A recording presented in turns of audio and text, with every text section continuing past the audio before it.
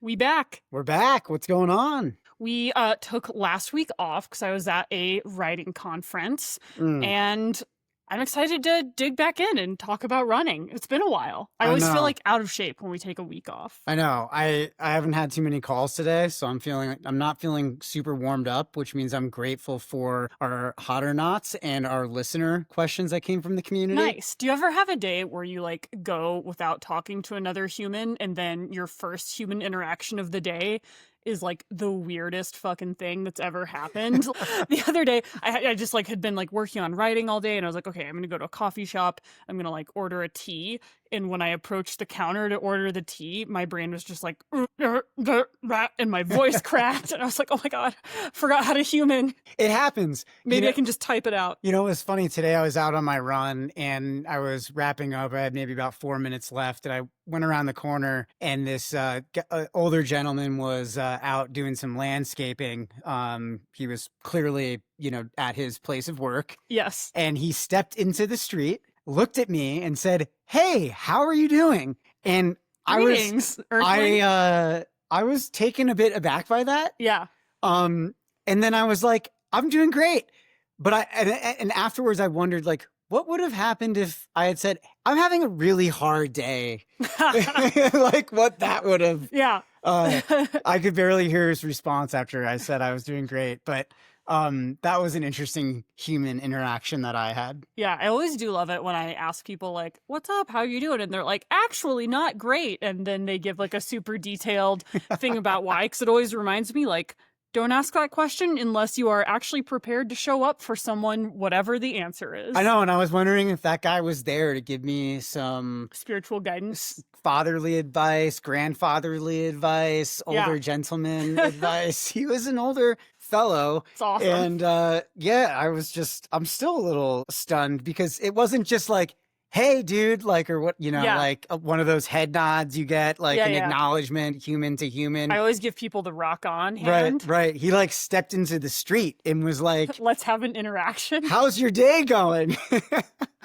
Hell yeah. Yeah. It's amazing. So that's where I'm coming from into today's call. Well, on that note, on that incredible note, we have some rosters open. Speaking of normal human interaction, Yes. How about that segue? The coach-athlete normal interaction. Yeah, well, I mean, all of that is to say that we really, really pride ourselves on coaching humans, not just athletes, and really making sure that our approach remains absolutely centered on the individual, their needs, their backgrounds, their desires. And if that sounds interesting to you, we have availability. Both you and I have a roster spot open.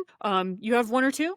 I have one for the right. You have one for the open right human. For the right human. Yes. And if you're sort of like on the fence, unsure about checking out coaching, join our Foothills community, which includes bi-monthly group coaching sessions, access to a Slack community, access to team discounts, gear, and it's only $10 a month when you use the code Foothills10 on our website. So if you're like, I don't know, I kind of want to just dip a toe into the water, that's a really great place to start and sort of get to know our community, get to know our coaches, come to the coaching calls, get feedback on your training, ask your questions, and interact with some humans. Yeah, that's a steal. Yeah. Only for you guys, the listeners. So that's what we do rather than having a Patreon, I suppose, which is kind of a cool thing out there in the universe. Well, so I have a Patreon for my podcast, Your Diet Sucks. Check it out if you haven't. It feels weird to have a business where a wing of the business is Patreon. Give me money. Just give me money. We want to help you become better athletes and humans in the process. Yeah. So all that we do is about education.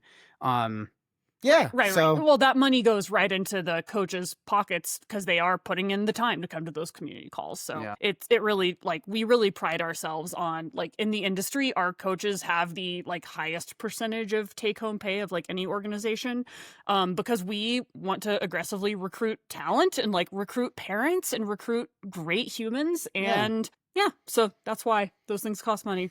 That's how economics works. Thanks for coming to my TED Talk.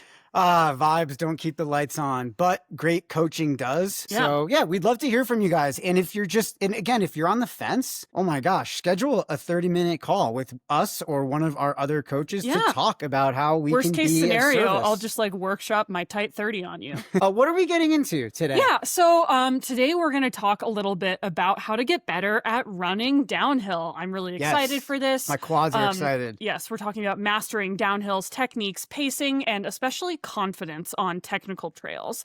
This is pretty oriented at the trail and ultra sort of section of the community, but there are some tips related more to road running, and we're going to talk about things related to road running right off the bat in some hot or nots, and we're going to answer a listener question. Yes, and for those people who don't know, some marathons have a lot of hills, actually. That's true. Did you actually see the recent news that the Boston Marathon is now going to like do like essentially grade adjusted pace for net downhill marathons? Because like a lot of people try to qualify for Boston with like the St. George Marathon or like those like downhill marathons, the one like the Colorado Marathon up in Fort Collins. Love that one. So now Boston is like changing how that qualification system works for downhill marathons. So that's your cue to start training if you want that BQ. You do, because those downhills aren't going to give you that assist anymore. It is not free speed. Before we get into it, I wanted to recap a little bit on Western States. I hope this is just mainstream news in the running community, but I was really blown away by some of the performances out there, but specifically the Abbey Hall win. Yeah, super amazing performance, led like from the gun. I know, and it's incredible. She raced against us, with us at the Chianti race. Smoked me for sure. And when she went by me at like mile, I don't know, at 10 or something, I was like, wow, looks like she's out for a Sunday jog.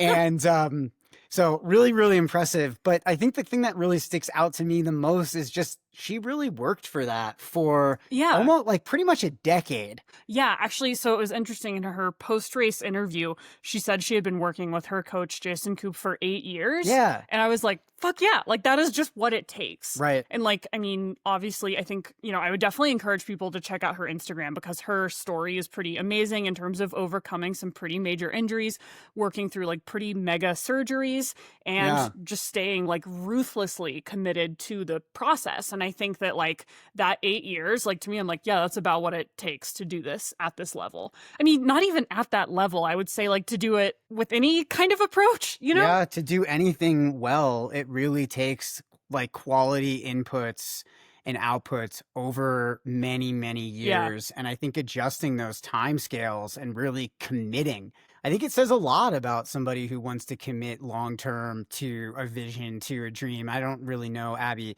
personally or what her dreams or aspirations are. I can only make an assumption that winning a race like Western States is probably somewhere in those dreams. Probably not something you do without a lot of intention. Yeah. And I mean, just the bigness of that and how much, you know, we both have trained for that race. We know what it takes to do really well there. I mean, the way I approach my training, honestly, I feel like I'm always training for Western States. Yes. Am I currently in Western States? Absolutely not. But when, you know, when the call comes, I'd be ready, you know? And I think that the thing that sometimes I struggle with in other people's approaches is the like, I'll just get a coach to train for this next race. And you know, I get it. People have different priorities. Like, I'm not here to say that my priorities are great. They're clearly not. Like, my desk has like literal gummy bears on it right now. Like, not, you know, doing things at 100%. But like, all of that is to say, like, I just don't vibe with the like not staying committed in that way thing. Yeah, you know, like I have a hard time with that too. Every single day, I feel like I'm training for Western States. Maybe not actively, but like every day that I have on earth is a day that I can do one thing, whether it's resting, lifting, cross training, running, resting again, eating well, to get ready for these things that matter to me, because like my dreams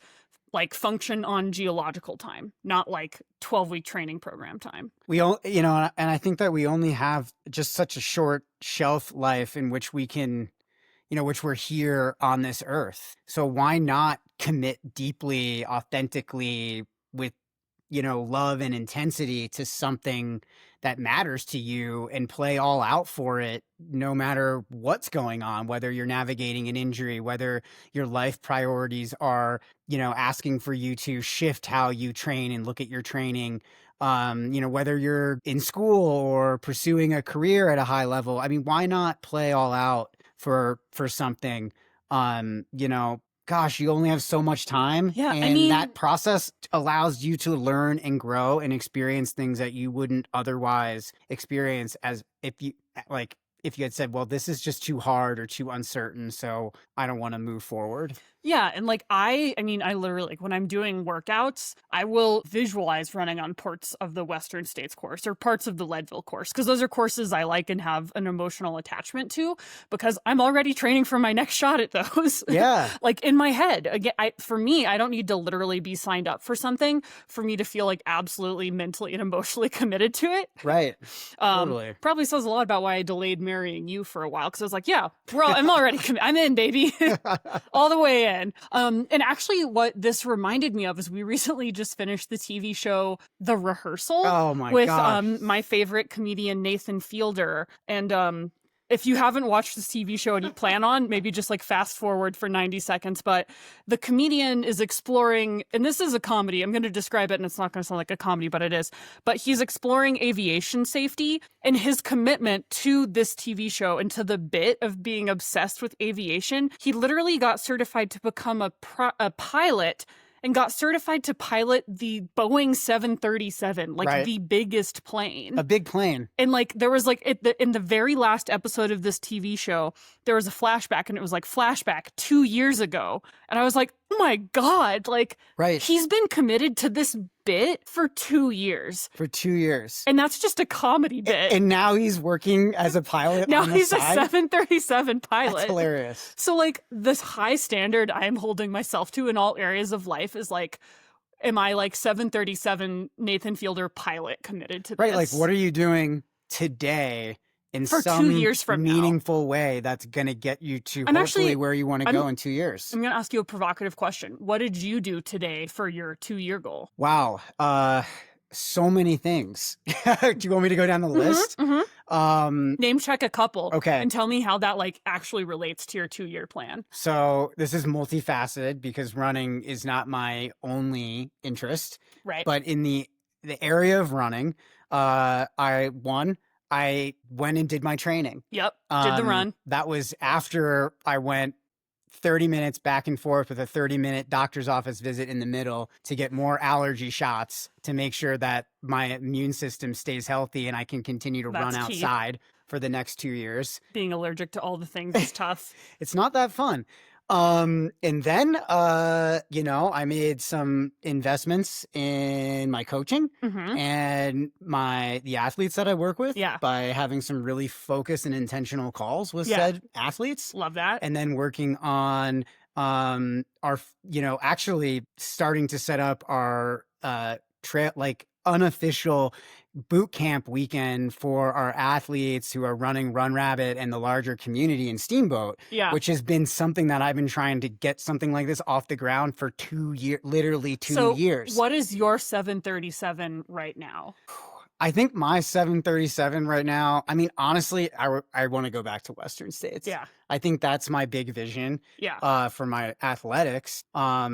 At least, for my athletics. Yeah. That's my big vision. I have a similar big vision for my coaching and our coaching business and community. But you've got to have something in the distance that you're consistently Find your 737. tethered to. Like, I what love is it. that? Yeah. That's so cool. Yeah, it's so cool. Love you, Nathan Fielder. I totally recommend people check out Check the out rehearsal. the rehearsal. It's also just a great I love to do rehearsals with athletes on a call. Like if they're dealing with the challenge, okay, let's rehearse that. I'll play this role. You have that conversation with me. We'll go back and forth around it. Like the way that they use mental rehearsal and like kind of like a real life version of visualization is pretty fun and cool. So let's pivot to Okay, some we're gonna hot or pivot. nots. Yes. Yeah, seriously, check out the rehearsal and let us know in the comments what your 737 is. I want to know Yes. what your big dreams I are. want to hear about them. And if you have a listener question, a hot or not, that you want us to answer, hit us up at our email address, microcosmcoaching@gmail.com. Hit us in our Slack channel or comment on YouTube, Spotify, or wherever you're listening to this. Skywriting, we'll find it. Okay, hot or not, weekly 45-minute runs in zone 3.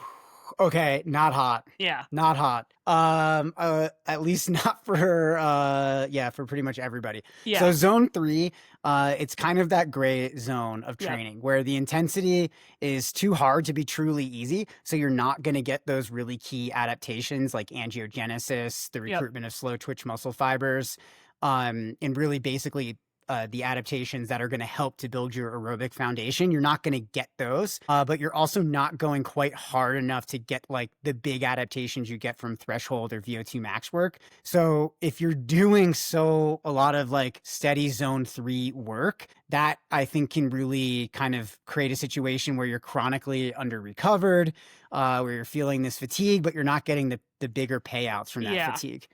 Yeah, I think people are tempted, like, because it's kind of hard, it must be kind of good. And like, you actually have to run quite hard for it to be effective. And zone 3 is just hard enough to not recover, but also not hard enough to actually like meaningfully improve your ability to run. So I'm gonna say like big time not hot. Like this is really like there are some times where I'll integrate some steady state runs into an athlete's programming. But this is really the area where most of the time I want people to avoid at all costs, especially like more advanced athletes are the folks that I'll program steady state runs. But like if you have not been training extremely consistently for like 5+ years, stay the fuck out of zone 3. Yeah, and I would say just the areas where this could start to become hot. One, marathon training. Mm-hmm. Maybe you're 6 weeks out from your marathon and you're starting to hone in on marathon effort, but definitely not pace weekly. And feel, and not for 45 minutes. No, and I would really be intentional. Like, is that a race specific workout? Is that race pace? And so we're mimicking those stresses and we're adding in that specificity. Like maybe for a 50K, that could also be helpful. But for the majority of training, you're probably going to want to avoid some of those runs in zone 3. Yeah, it's just a lot of gray area training. Yeah. Hot or not, I can't wait to hear your input on this. Hot or not, V8 during or post run? Woo! Okay. Damn. So I think I would go with hot. Whoa, okay. Tell me why. Tell me why. Well, because Paul Terranova does it. Hell yeah. So whatever he does, I want to be Paul Terranova. No, but I remember we were sitting at the finish line of the Grand Traverse and he brought over this cooler. And I don't know, for people who don't know Paul Terranova, but he's like a really legendary. He did the Rocky Mountain Slam of 100 milers, which is like Hard Rock, Leadville, Wasatch. I can't something else. Yeah, something else. Like something else all hard.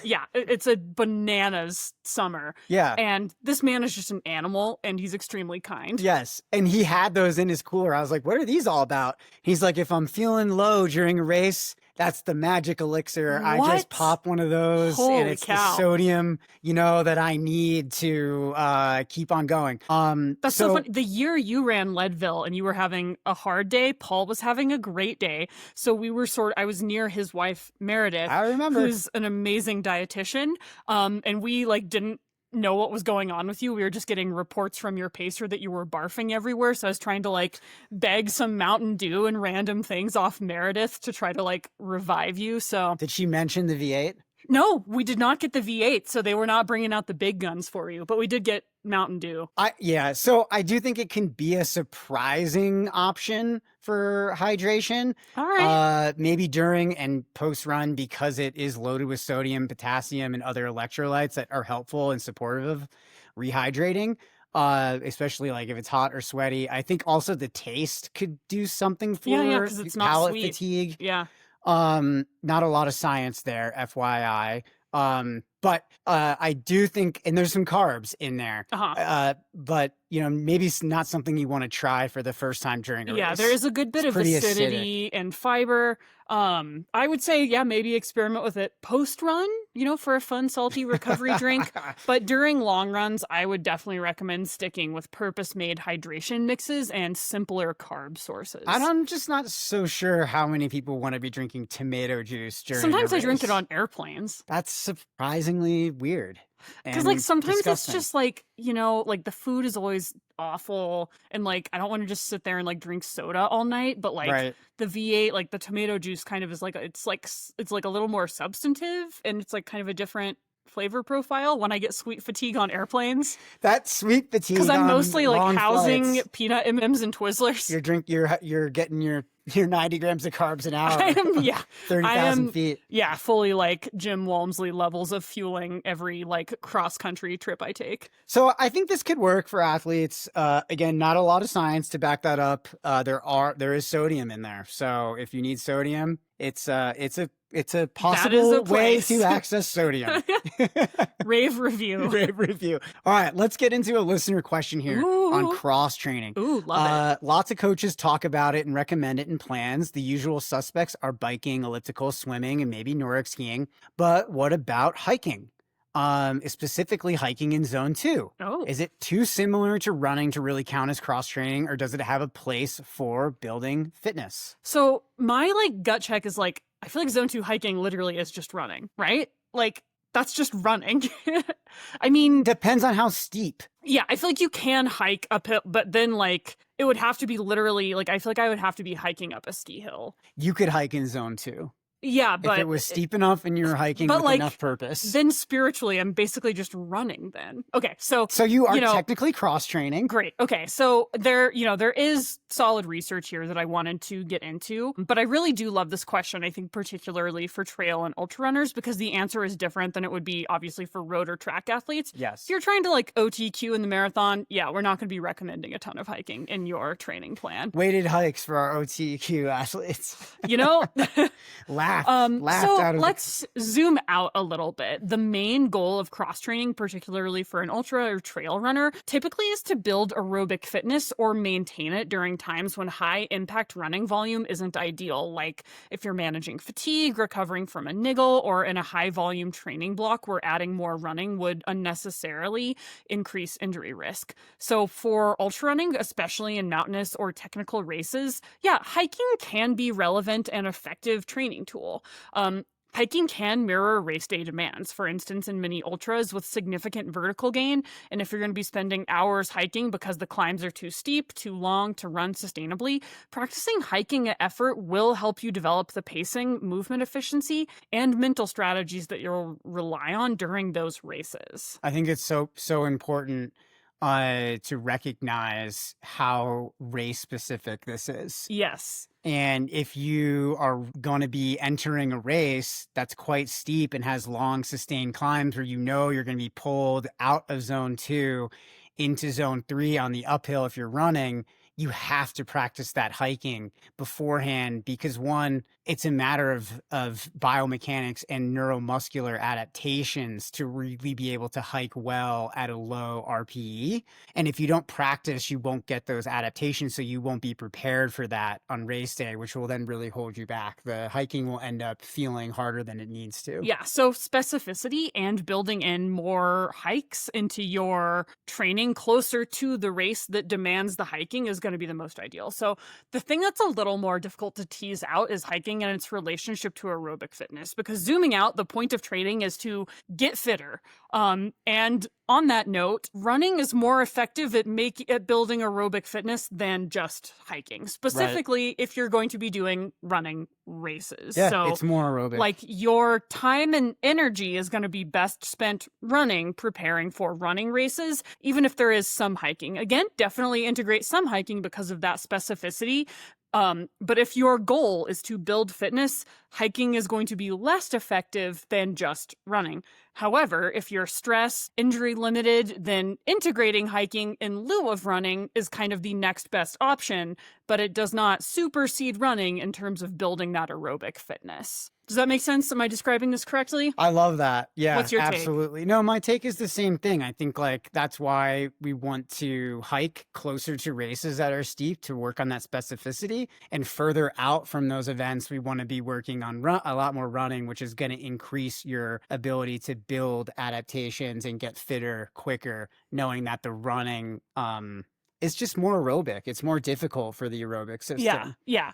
Causes a lot more stress. Yeah. So like if your races don't have significant I mean, if you plan on hiking in races, you should do hiking in your training. I don't think I will not usually plan specific hiking sessions for an athlete unless it just really sparks joy for them and it's an important part of their life, because again, if you're training adequately and you're exploring terrain that is similar enough to your race, it's specific enough to your race, it will just naturally make you hike on the order of what is useful for your training. We don't want to overdo it on hiking because again, it's just not going to be as much bang for your buck. No, it's true. And I do think sometimes for those athletes who are a little time limited or struggle to get out to specific terrain for them for their races, introducing the uphill treadmill hike can be really helpful for dialing in those the biomechanical side of things, the neuromuscular side. So another way to think about it is that running will build your fitness in a way that's beneficial for both the running and the hiking.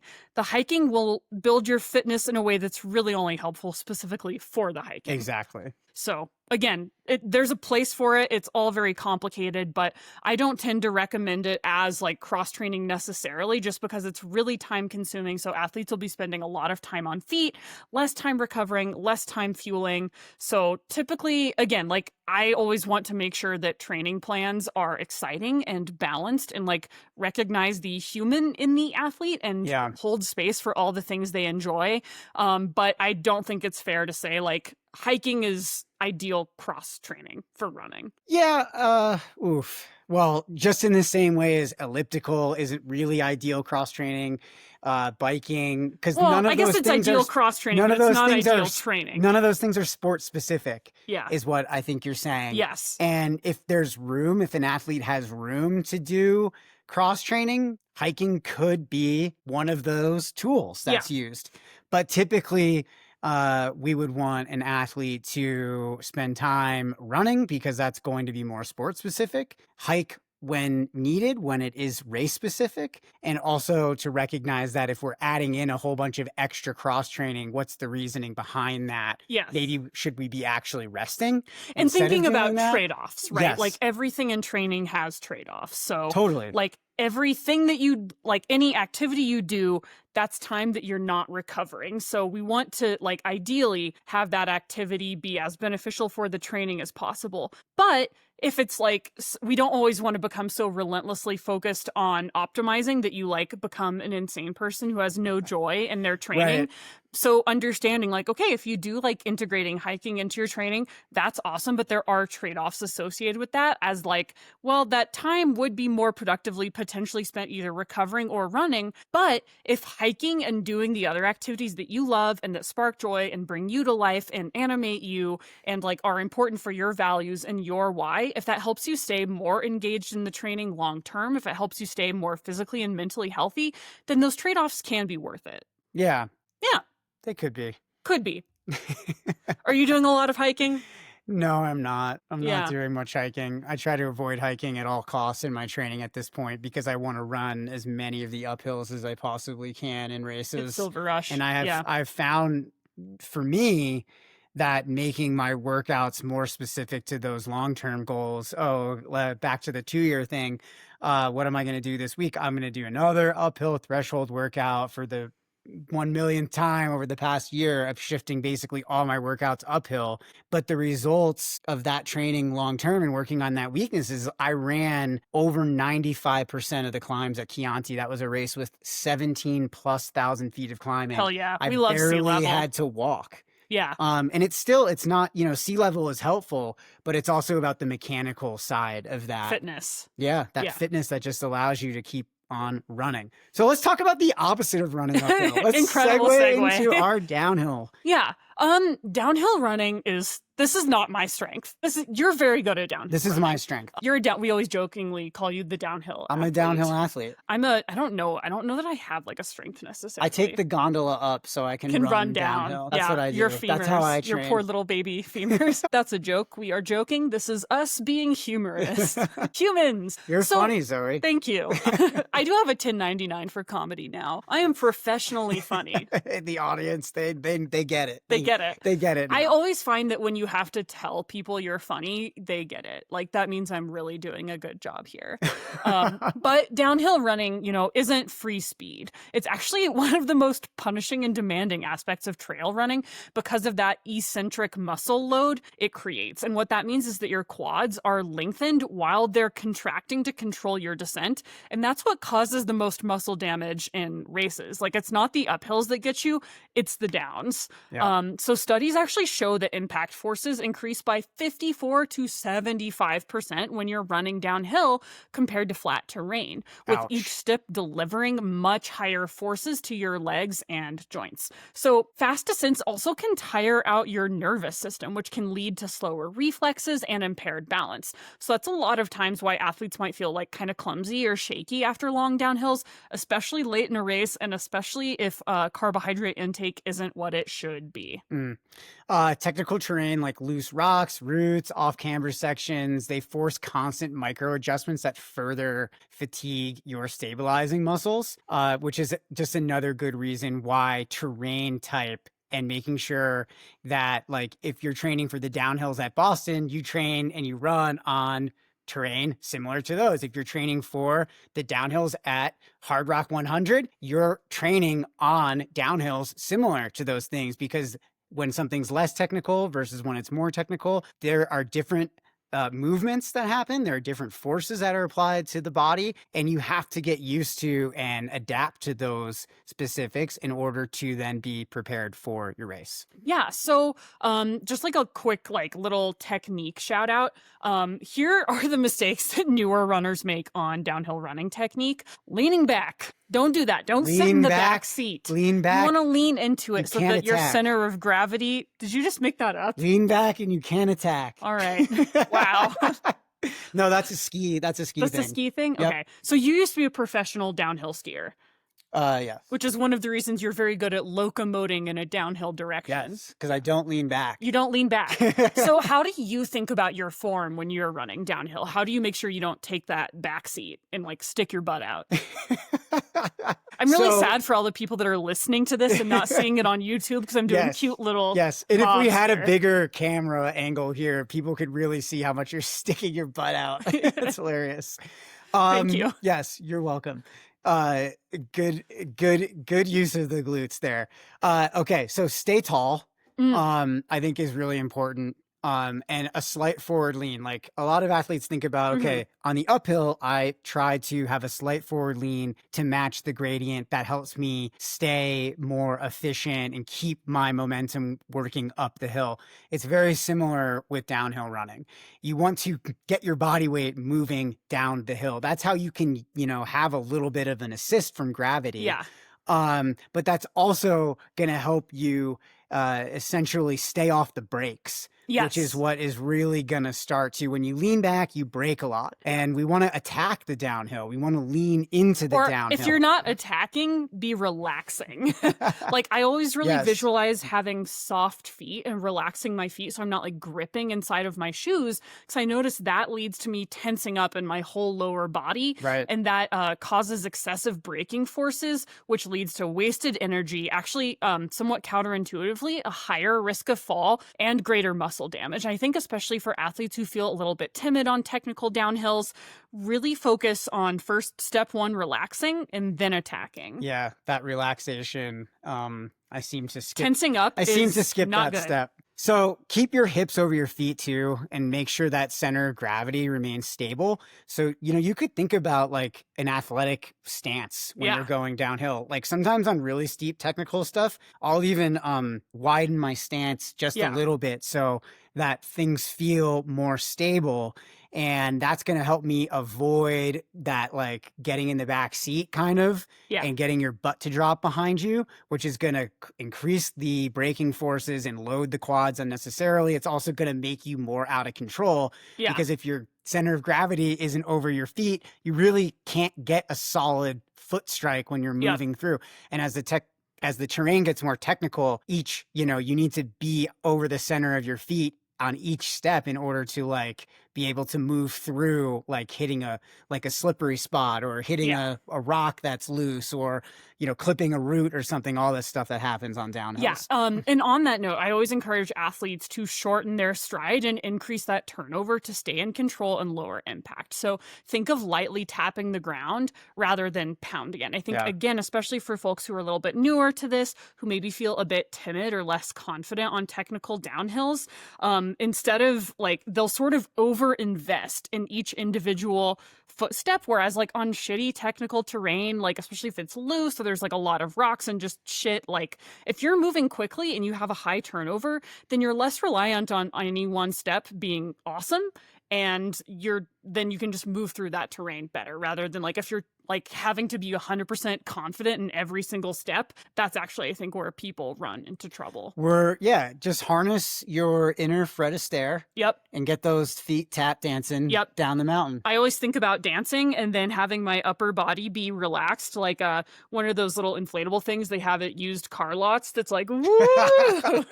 Because my arms, like, you're actually using your arms as like sort of counterweights to help things stay in balance. Right. And in order to effectively use your arms and use your legs independently, you need to have a really nice, strong core. So we'll talk a little bit about strength training later, but if you're feeling unstable, not super confident and sturdy on your descents, particularly technical descents, might be time to do some core exercises. Yes. And did you mention that it's okay to keep a relaxed arm swing on the downhills? Yep. Relax your shoulders, keep that upper body loose. Tension transfers impact up the kinetic chain, and that just increases fatigue and injury risk. Yeah. So loosey-goosey, like check in with yourself if you notice you're tensing up on those downhills, and just like shake it out, you know? Yep. Again, I'm demonstrating this on the video. So. You are.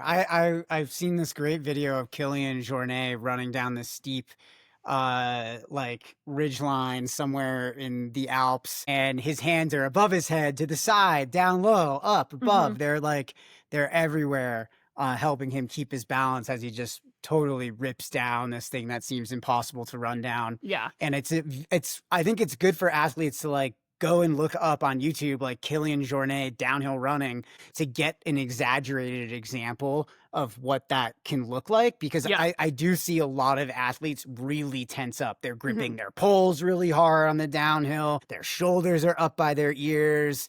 And you know what? Like, you got to just loosen up. You got to loosen up. Like, I get it. Like, I am also scared of having to pay thousands of dollars for dental work and or supermanning on the trail. Like, I literally have this giant effing scar on my arm from a fall I took during our boot camp in San Diego this year. That's a nice... Like, I get it. Like, it's not that fun, but also like what's also not fun is not reaching your potential. And again, like being scared, being timid will make it worse and harder. So just work on that mental game. And like, if you never fall, probably you're not pushing the envelope hard enough. But also if you're falling all the time, let's talk like what's up with that. Could be a lot of things. Schedule a 30-minute call with us. We'll talk about it. So something to think about with vision, really important here. Looking 3 to 6 steps ahead on the trail is really helpful, rather than directly at your feet. And I think about this a lot when I'm running. So it's, you're not always consciously locked into 6 steps ahead or 3 steps ahead, but you're kind of consistently panning back and forth from close to your feet to out in front, close to your feet to out in front. And you'll be surprised at what your mind is capable of remembering when you scan further along in the trail. It helps you develop the line through, especially when things are more technical. You need to find that line through, and you need to you need to pre-plan that line. Yes. So it starts much farther out than where your feet are now, and your brain will remember that If you are looking directly down at your feet, you are doing it wrong.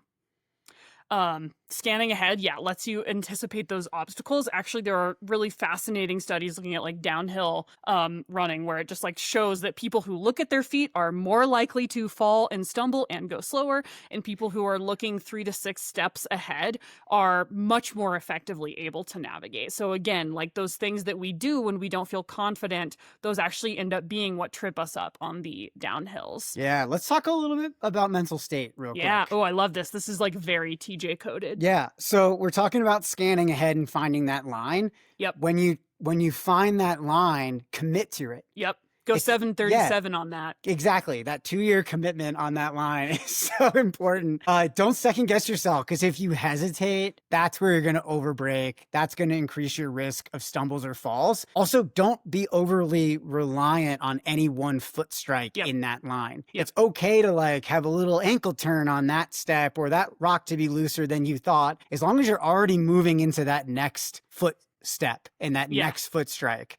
Like you always kind of want to be pivoting to that next foot, not overly reliant on any one step. Stay relaxed, trust that you've got the conditioning, you've got the strength. If you're doing the work outside of, practicing this in training on your long runs, on your easy runs, wherever, if you're doing that work, this is the opportunity to celebrate that and to get out there and to try to make small improvements. One thing that you can do is you can kind of session a line over and over again in order to get more comfortable with that, like finding the path. Yeah. I do find it helpful for that. athletes to do a little sessioning as part of their runs. Yeah. And like, especially like when athletes are like, how do I get better at downhill running? Like the boring answer, and including all of the content that we're giving you in this podcast video, is you just have to practice. Yeah. Like it's not sexy. There's no hack, like, yes, do the vision, do the strides, like do all of this stuff, but you just have to practice. And what I don't want athletes to do is to be like full send on every downhill for the rest of forever, especially if we're feeling a little not confident, feeling a little timid. We're just kind of looking on pushing that envelope. You don't need to go ham on every downhill, but pick specific downhills and be intentional and commit in your training. Yeah. And it doesn't have to be like pre-planned ahead of time. Like, I am going to experience this downhill and commit fully. Like in the moment, you can just be like, this is the downhill where I'm going to go a little bit harder and I'm going to be a little bit more aggressive. And then, maybe on the next downhill, like, all right, I'm going to relax and I'm going to focus on fueling on this downhill and I'm not going to push the envelope. I'll stay in my comfort zone. That's okay. Notice where your comfort zone is, groove there. That's fine. Like you don't have to go full send every downhill, but then maybe that next downhill, or maybe every third downhill, or maybe even just one extended downhill in your long run or in any specific training session, focus on being a little more intentional and a little more aggressive and attacking and going past relaxing. So in your comfort zone, focus on relaxing, and then get outside of it and focus on attacking. I would, but we don't need to do downhill running intervals. We can session it, but we don't need to do workouts downhill. These aren't intervals. Yeah, these are just practicing finding the line. And I think that it can also be very helpful to incorporate visualization into this process, since there's so much mechanically that's happening on downhills. Maybe try to identify what are the things that hold you back on the downhills. Is it that you're scared and you're leaning back so you're not running as fluidly? Are you holding tension somewhere? Develop some awareness around maybe where those points of friction are. And then in the safety of your own home, go to a nice quiet space, close your eyes for 5 or 10 minutes, and try to visualize yourself running in both the first and third person. Visualize yourself running in a way where you've overcome those points of friction. So like where you're overly loose and relaxed, or maybe you're more courageous and you're taking that more committed line with more flow than you were previously where you were braking. Really start to work on those things even before you go out to the trail, because in visualization, we use the same neural pathways that we would actually access and use when doing the thing. So we can train a little bit before we go out there to then be prepared, and it will make us more likely to run the way we want to run on those sections. Probably some positive and motivational self-talk would be very helpful, especially if you're one of those athletes who's more intimidated by the downhill. Just real positive self-talk, like, I can do this, or this session's going to help me get better. Don't tell yourself you are bad at downhills. Yes. Again, have that story. You can't like Snapple cap or like yogi teabag your way into better running. Like you can't just manifest better downhill running, but you can definitely like hold yourself back. Like we need to work on dismantling narratives we have around weaknesses, but you still got to put in the work to get to those strengths. And speaking of strengths, let's talk about how Ooh, strength that was training. a segue. Thank you. Oh my God, I'm getting so good at Oh my this. gosh, you Wow. podcast so I well. podcast so well. It's almost like spending like 15 hours a week training by myself is paying off in some way. My So gosh. eccentric strength training, and those are exercises like control step downs from a box or a step, focusing on resisting gravity. So again, eccentric means that the muscle is lengthened under load, which is different than what you're doing in like like quad presses or Mm. something. The Um, Bulgarian split Split squat. squats. Yep. It's a great one. Incorporate eccentric squats, split squats when you lower think about holding something for 4 to 6 seconds before driving up. Downhill lunges on a gentle slope mimic real descent mechanics and build durability. I like to do backward lunges with a weight vest to get in these movements. Plyometrics can also be really great here. So exercises like jump squats, bounding, and single leg hops improve the elasticity of your muscles and tendons, and that'll really help your ability to rebound quickly during descents and also just help on those quick movements. Yep. So I also like like you can do line drill. Like if you can buy, like I have a ladder that occasionally I'll practice on, Yeah. because this has been like a big area of focus for me. But you can also literally just get like a thing of chalk at the grocery store and draw a ladder and like do a little bit of adult hopscotch, like do some drills to help work on those quick feet and warm up and get those like neurons firing. Also, like high knees, karaoke step, Yep. butt kicks. Yep. Those are really good too for just getting the nervous system to fire and make those connections, build those neural pathways to get your feet moving faster. Yeah. Because like if you're running a marathon that has a lot of downhills, you're going to be fine without having quick footwork. Yeah, you don't need to be doing the karaoke in the parking lot Right. before strike fear into the heart of your competitors. You can do the eccentric strength and you can practice the downhills in your training and you're going to be prepared. But when you add in those layers of terrain technicality, that's when you really have to start addressing some of the other things that could be holding you back. Are you just physically struggling to make a lot of steps because like you have more of a bounding kind of stride and you need to work on that. So addressing those things as part of a warm up before going out on trails, doing that as part of your strength training, if you're doing some plyometrics like Zoe mentioned, can be very, very helpful. Yeah, let's talk just briefly about equipment and gear. Trail shoes with more aggressive tread patterns and rock plates can provide better grip and protect your feet from those sharp rocks and roots. So look for, if you're feeling timid, maybe like avoid the carbon plated shoe on technical and downhill terrain and look for something with like a little more bite and grip. Some athletes can use poles to like sort of like add a little bit of stability on extremely technical or loose descents, but practice with them in advance to avoid relying on them as a crutch, with the idea being like using them less. Yes. Like there definitely like is a place, like definitely like parts of the hard rock course, like Yeah. use poles on the downhills, but you shouldn't be like needing them on every single downhill. Good.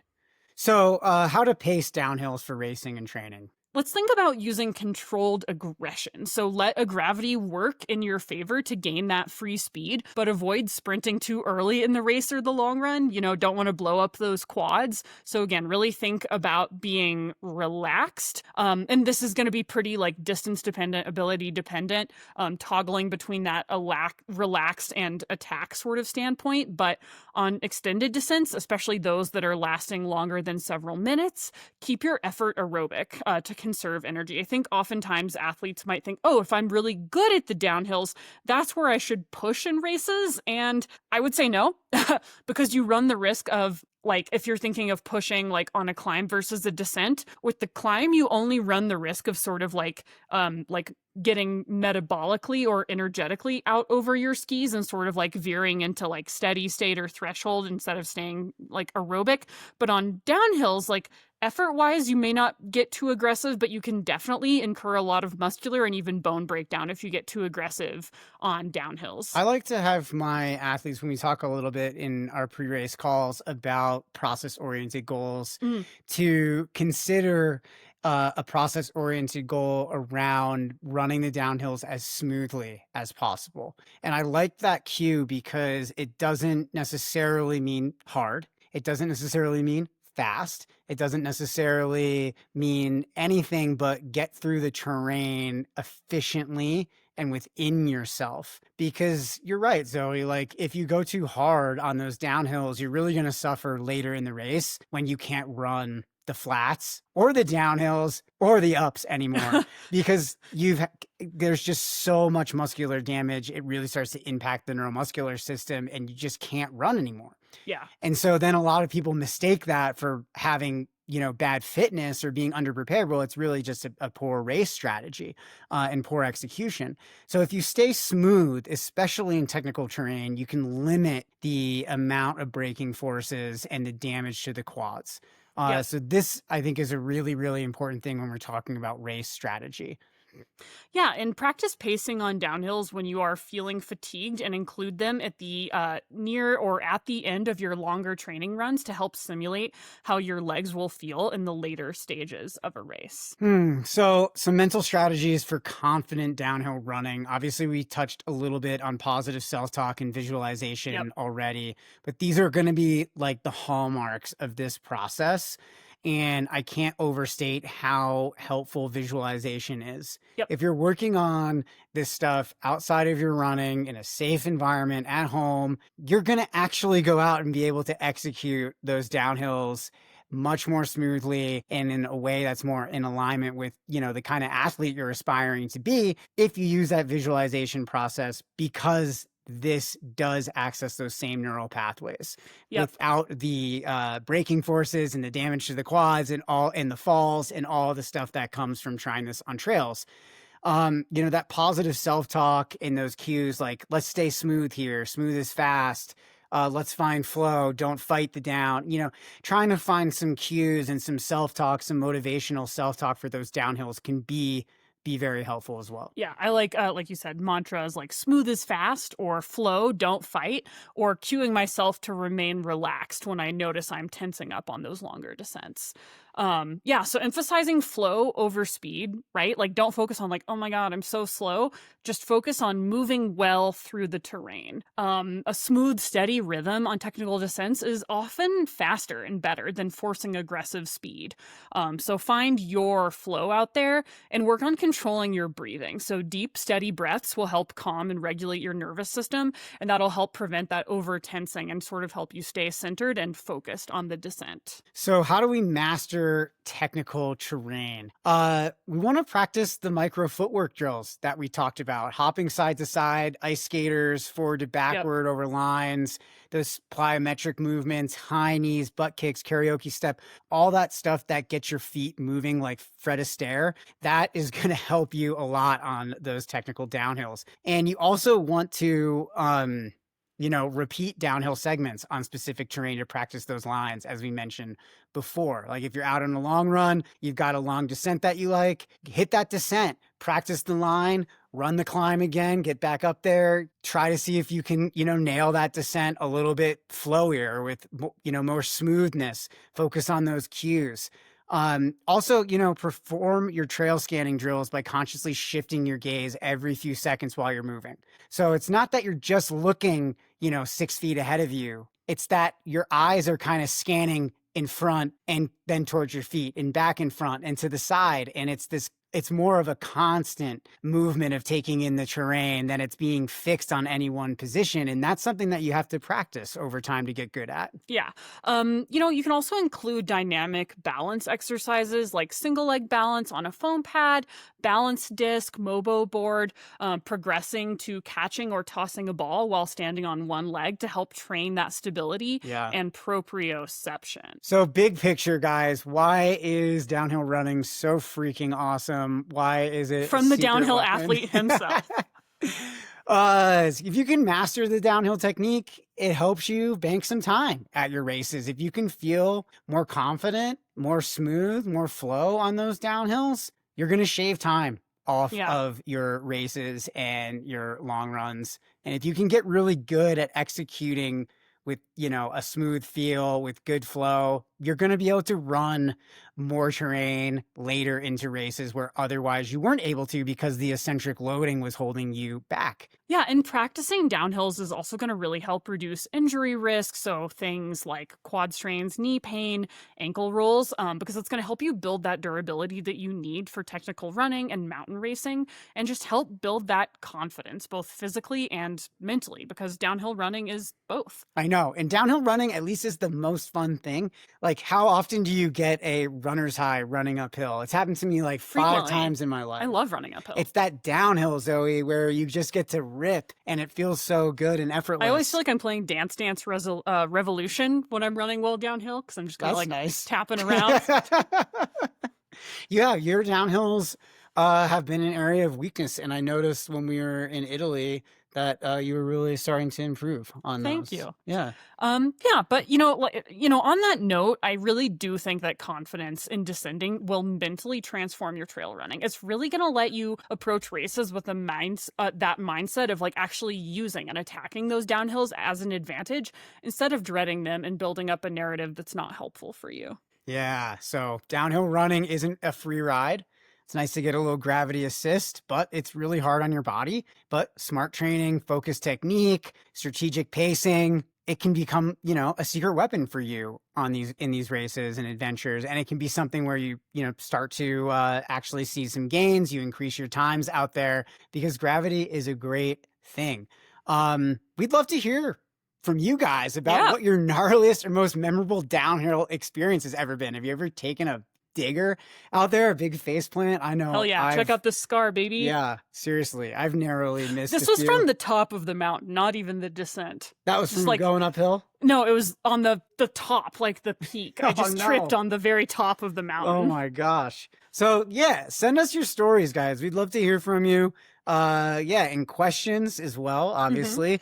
But if you want help building a training plan that prepares you for, every climb and descent, get in touch with us, because this is what we do. Our athletes are really successful because they put the time into these things and they do the work. We'd love to help make you guys successful as well. Yeah. We're excited to be back next week, so stay tuned and reach out. Microcosmcoaching@gmail.com, microcosm-coaching.com. Thanks, everyone.